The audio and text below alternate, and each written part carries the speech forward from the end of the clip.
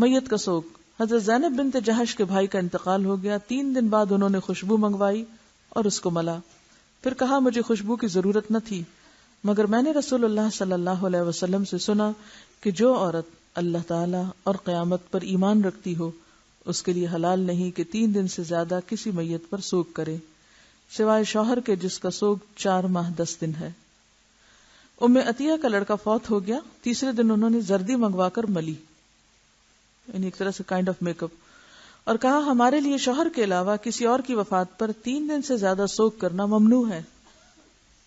میت پر رونا، اگر میت کو دیکھ کے رونا آئے اور آنسو جاری ہو تو منع نہیں، اس لیے کہ یہ بے اختیار رونا ہے جو جائز ہے. نبی صلی اللہ علیہ وسلم نے فرمایا اللہ تعالیٰ آنکھ کے رونے اور دل کے پریشان ہونے کی وجہ سے عذاب نہیں کرتا، بلکہ زبان کے چلانے اور واویلا کرنے سے عذاب کرتا ہے، یعنی میت کو، خاص طور پر اگر میت کی اپنی مرضی ہو کہ اس پر چیخ چلا کے رویا جائے. نبی صلی اللہ علیہ وسلم نے فرمایا اللہ کے ہاں وہ صبر معتبر ہے جو صدمے کے شروع میں ہو، یعنی تکلیف پہنچتے ہی انسان جب صبر کرتا ہے تو اس کا اجر ہے. چیخ چلا کے واویلا کر کے خلاف سنت کام کر کے جب تھک جائے تو کہے اب میں صبر کر رہا ہوں تو یہ جھوٹا صبر ہے. حضرت عبداللہ بن مسعود روایت کرتے ہیں کہ رسول اللہ صلی اللہ علیہ وسلم نے فرمایا وہ ہم میں سے نہیں جو رخسار پیٹے یعنی منہ پہ تھپڑ مارے، گریبان پھاڑے اور جاہلیت کی پکارے، یعنی نوحہ اور واویلا کرنے والوں کا تعلق ہم سے نہیں. نبی صلی اللہ علیہ وسلم نے فرمایا میں بیزار ہوں اس سے جو موت کی مصیبت میں سر کے بال نوچے اور چلا کے روئے اور اپنے کپڑے پھاڑے. رسول اللہ صلی اللہ علیہ وسلم نے فرمایا اللہ تعالیٰ فرماتا ہے میرے مومن بندے کے لیے بہشت ہے جس کے پیارے کو میں اہل دنیا میں سے قبض کرتا ہوں اور وہ اس کی موت پہ صبر کرتا ہے. جب بھی کوئی عزیز رشتہ دار کوئی بھی قریبی فوت ہو جائے اور انسان اس وقت چیخے چلائے، آنسو بہانے کی اجازت ہے، دل کا غم درست ہے، لیکن شکوہ شکایت نہیں، چیخنا چلانا نہیں، کوئی غیر مہذب حرکتیں کرنا نہیں، تو ایسے شخص کے لیے بدلے میں جنت ہے. رسول اللہ صلی اللہ علیہ وسلم نے فرمایا جاہلیت کے 4 کام ایسے ہیں جنہیں میری امت کے لوگ بھی کریں گے.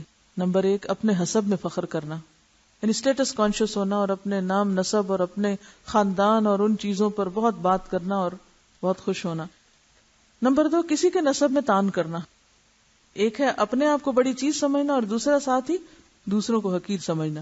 نمبر 3 ستاروں کے ذریعے پانی طلب کرنا، یعنی علم نجوم پر یقین رکھنا. نمبر 4 نوحہ کرنا. اور یہ بھی فرمایا اگر نوحہ کرنے والی عورت مرنے سے پہلے توبہ نہ کرے تو قیامت کے دن اس پر گندھک اور خارش کا کرتا ہوگا.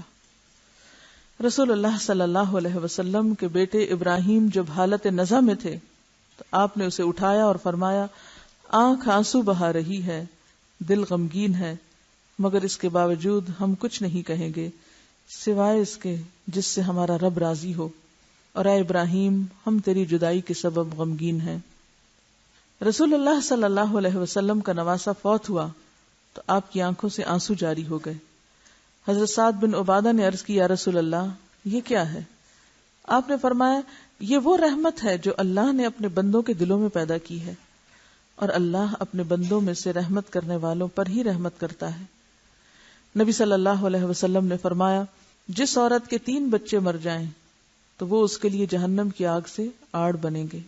ایک عورت نے پوچھا اگر 2 بچے مر جائیں؟ فرمایا 2 بچے بھی. حضرت ابو ہریرہ سے روایت ہے کہ اس سے مراد وہ بچے ہیں جو ابھی بالغ نہ ہوئے ہوں، چھوٹے ہی بچپن میں. ایک اور روایت میں ہے کہ اللہ تعالیٰ ان بچوں پر اپنی رحمت اور فضل کے سبب اس شخص کو یعنی ان کے والد کو جنت میں داخل کرے گا. ظاہر ہے جب صبر کریں گے تو ہی. تعزیت کے مسنون الفاظ ان للہ ما اخذ ولہ ما اعطى وکل عنده باجل مسمى فلتصبر ولتحتسب. یقیناً اللہ کا ہے یعنی اللہ کا مال ہے جو اس نے لیا اور اسی کا ہے جو اس نے دے رکھا ہے، اس کے ہاں ہر چیز کے فنا ہونے کا وقت مقرر ہے، لہذا صبر کر کے اس کا اجر و ثواب حاصل کرنا چاہیے. وآخر دعوانا ان الحمد للہ رب العالمین. سبحانک اللہم وبحمدک نشہد ان لا الہ الا انت نستغفرک ونتوب الیک.